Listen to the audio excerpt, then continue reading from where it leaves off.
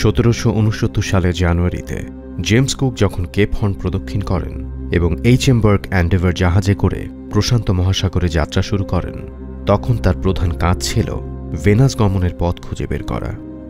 কিন্তু এর পাশাপাশি তার কাঁধে আরেকটি প্রশাসনিক দায়িত্ব পড়তেছিল, দীর্ঘদিন যাবৎ অনুমিত দক্ষিণাঞ্চলীয় মহাদেশ টেরা অস্ট্রেলিস ইনকগনিটা আবিষ্কার করা। 6 মাস নিউজিল্যান্ডের উপকূল তন্ন করে খুঁজে বেড়ানোর পর অবশেষে 1770 সালে তিনি পশ্চিমে জাহাজ ফেরান। ততদিনে তিনি নিশ্চিত হয়ে গেছেন যে মহাদেশটিকে তিনি খুঁজছেন এটি তার অংশ নয়।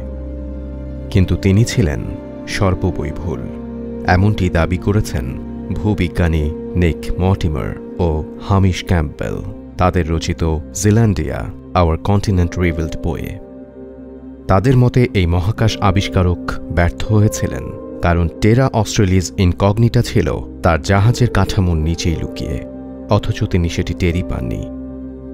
জাহাজের কাঠামোর নিচে লুকিয়ে মানে হল মহাদেশটি আসলে ছিল পানির নিচে নিমজ্জিত, এবং সেই পানির নিচে নিমজ্জিত মহাদেশ জিল্যান্ডিয়াকেই অনেকে দাবি করে থাকেন পৃথিবীর 8ম মহাদেশ হিসেবে। খনিজ সম্পদের প্রাচুর্যপূর্ণ এই জিল্যান্ডিয়া পরিচিত নিউজিল্যান্ড মহাদেশ বা তাসমান্টিস নামেও।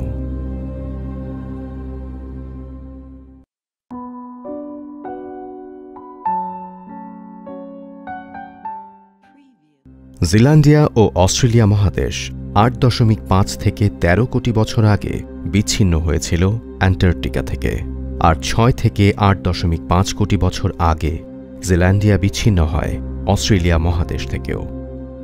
এরপর ক্রমশ এটি পানিতে নিমজ্জিত হতে থাকে। ধারণা করা হয় 2.3 কোটি বছর আগে সম্পূর্ণ মহাদেশটিই নিমজ্জিত হয়েছিল। বর্তমানে মহাদেশটির প্রায় 93 থেকে 94% রয়েছে প্রশান্ত মহাসাগরের মাঝে নিমজ্জিত। ভূবিজ্ঞানীদের মতে নিউজিল্যান্ড মূলত এই মহাদেশেরই জেগে থাকা অংশ, কিংবা একে বলা যেতে পারে এই মহাদেশের পর্বতচূড়াও। এছাড়া এই মহাদেশের জেগে থাকা অংশের মধ্যে আরও রয়েছে new Caledonia, Norfolk island, Lord হোয়া আইল্যান্ড এবং এলিজাবেথ ও মিডলটন প্রবাল প্রাচীর। জিল্যান্ডিয়া নিয়ে ভূবিজ্ঞানীরা গবেষণা চালিয়ে যাচ্ছিলেন দীর্ঘদিন ধরে, তবে এটিকে নিয়ে নতুন করে আলোড়ন সৃষ্টি হয় 2017 সালে, যখন জিওলজিক্যাল সোসাইটি অফ আমেরিকায় প্রকাশিত একটি প্রবন্ধে বলা হয় জিল্যান্ডিয়ার আয়তন 50 লক্ষ বর্গ কিলোমিটারের কাছাকাছি, যা পার্শ্ববর্তী অস্ট্রেলিয়ার প্রায় 2/3 সমান এবং ভারতীয় উপমহাদেশেরও প্রায় সমান। সম্ভবত গন্ডোয়ানা থেকে এটি বিচ্ছিন্ন হয়ে গিয়েছিল। অনেকেরই মনে হতে পারে যেহেতু জিল্যান্ডিয়া সিংহভাগ অংশ পানির নিচে নিমজ্জিত, তাই এটির মহাদেশ হিসেবে বিবেচিত হওয়ার কোনো যোগ্যতা নেই, কেননা পানির ওপরে অবস্থিত হওয়া মহাদেশ হিসেবে বিবেচিত হওয়ার ক্ষেত্রে অত্যন্ত গুরুত্বপূর্ণ। কিন্তু সেটি আসলে ভুল ধারণা। ভূবিজ্ঞানীদের মতে কোনো বিশাল ভূখণ্ডের মহাদেশ হিসেবে স্বীকৃতি পাবার জন্য মূলত 4টি গুণাবলীর অধিকারী হওয়া প্রয়োজন। 1. আশেপাশের অন্যান্য অঞ্চল থেকে উঁচু হতে হবে। 2. সুস্পষ্ট কিছু ভূপ্রাকৃতিক বৈশিষ্ট্য থাকতে হবে। 3. একটি সুনির্দিষ্ট সীমারেখা থাকতে হবে। 4. সমুদ্র তলদেশের চেয়েও পুরু ভূস্তর থাকতে হবে। বিজ্ঞানীরা প্রমাণ পেয়েছেন জিল্যান্ডিয়ার মধ্যে এই সকল গুণই বিদ্যমান। মর্টিমার ও ক্যাম্পবেল চেষ্টা করেছেন তাদের গবেষণার মাধ্যমে জিল্যান্ডিয়ার সম্ভাব্য একটি পূর্ণাঙ্গ চিত্র কল্পনা করার। পানির নিচে নিমজ্জিত না থাকলে জেমস কুকের সামনেও যেটি দৃশ্যমান হতো। তাদের মতে জিল্যান্ডিয়া দৈর্ঘ্যে মোট 4000 কিলোমিটার লম্বা এবং আয়তনে আজকের দিনের নিউজিল্যান্ডের চেয়ে 17 গুণ বড়। এছাড়া জিল্যান্ডিয়ার মানচিত্র তৈরি করা হলে সেটিকে অনেকেই বৃহৎ আকৃতির ব্রিটেন বলে চিহ্নিত করেছেন। মজার ব্যাপার হল জিল্যান্ডিয়াকে ব্রিটেনের সম্প্রসারিত সংস্করণ হিসেবে মনে করার এই প্রবণতা কিন্তু খুব হালনাগাদ কোনো ঘটনা নয়।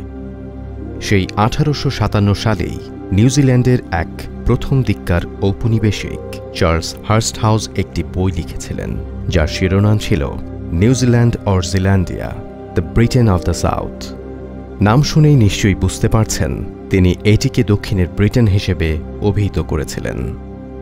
হার্স্টহাউস কোনো বিজ্ঞানী ছিলেন না, তাছাড়া তিনি যখন বইটি লিখেছিলেন তখনও কোনো প্রকার ভৌগোলিক জরিপও শুরু হয়নি। তারপরও বিস্ময়করভাবে তিনি তার বইটিতে লিখেছিলেন, নিউজিল্যান্ডের ভূপ্রকৃতি থেকে এই তত্ত্বকে নির্দেশ করে যে এটি মূলত অনেক বড় কোনো মহাদেশের একটি অংশ, যেটি দীর্ঘ সময় পূর্বে পানিতে নিমজ্জিত হয়ে গেছে। অর্থাৎ জিল্যান্ডিয়া যে পানির নিচে নিমজ্জিত একটি বিশাল মহাদেশ হতে পারে, সে সম্ভাবনাও খুব সাম্প্রতিক কিছু নয়। অন্তত ঊনবিংশ শতকের মাঝামাঝি সময়কাল থেকেই মানুষের মনে এ ধারণাটি বদ্ধমূল হতে শুরু করেছিল এবং স্থানীয়ভাবে সবসময় জিল্যান্ডিয়াকে একটি মহাদেশ হিসেবে স্বীকৃতি প্রদানের দাবি উঠে আসছিল। সেই দাবির পালে নতুন করে হাওয়া লাগে 1960-এর দশকে, যখন সমুদ্রের তলদেশে তেলের সন্ধান করতে গিয়ে বিজ্ঞানীরা স্বচক্ষে আবিষ্কার করেন এই মহাদেশের অস্তিত্ব।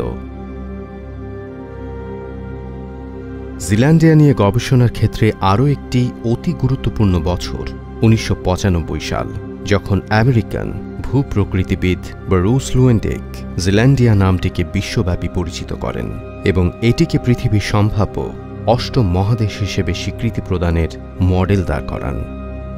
লুয়েন্ডিক অবশ্য জিল্যান্ডিয়ার মহাদেশ হিসেবে স্বীকৃতি লাভের ক্ষেত্রে 4টির মধ্যে 3টি শর্ত পূরণকে চিহ্নিত করতে পেরেছিলেন। সুনির্দিষ্ট সীমারেখার শর্তটি সেখানে ছিল অনুপস্থিত।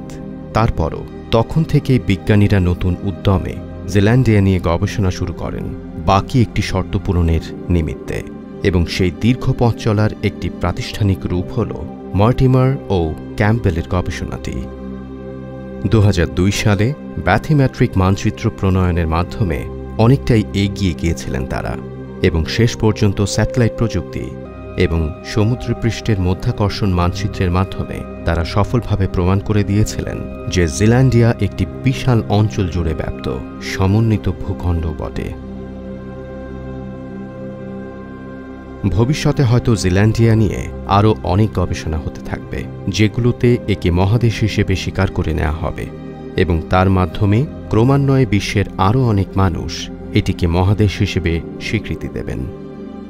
এভাবেই ধীরে ধীরে জিল্যান্ডিয়া যে একটি মহাদেশ, সেটি যখন সর্বজনীন জ্ঞানে পরিণত হবে, তখন হয়তো এটির নামও উঠে আসবে পাঠ্যপুস্তকের পাতায়।